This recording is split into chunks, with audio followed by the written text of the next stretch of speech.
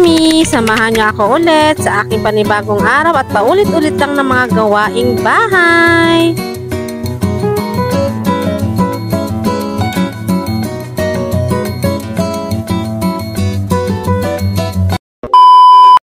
Gandang umaga mga kananay, 5:30 na niya, kita niyo naman sa background. At magkape-kape muna tayo mga middle, maaga nga ako talagang nagising. Adiklak ko, talagang alas 4 na talaga gumigising para magsae. Siya, magkape muna tayo mga kananay dahil apakaganda talaga ng umaga dito sa amin. Air fry ko lang pala ang mga baboy para mamaya i-Bicol Express natin. Mating na ngayong oras mga min, ako ay magluluto na ng uulamin namin hanggang gabihan na.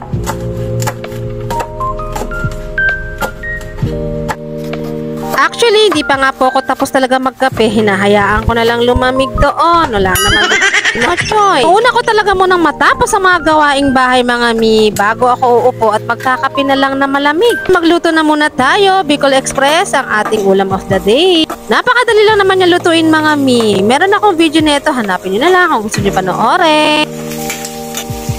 O, diba, nilagyan ko na lang ng yelo. Total, lalamig din naman. Gasan ko muna yung mga aking mga ginamit dahil ayoko talaga ng makala. Yung ating Crispy Bicol Express. O, diba, mga miyang crunchy-crunchy. Tapos nauna na nga gumising si Papa Jack at ito na nga nachichismisan at tag-aalmusal na nga at malamig na yung kape ko. Kaya maya, inayos ko na yung gamit ni Kuya Yuan ng aking grade 5.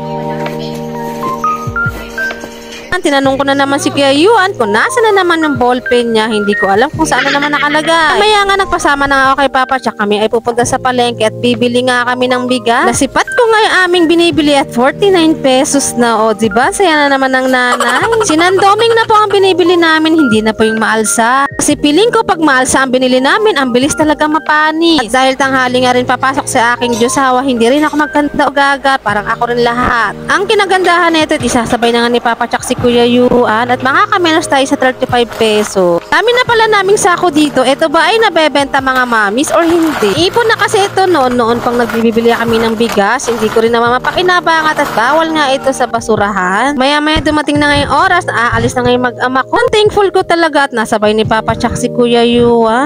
Hindi na talaga maiinitan ng bata. Ito, aalis na yung mag-ama. O siya, yun lang po muna mga kamami. Salamat sa pagsama at bukas ulit at mag-iingat palagi.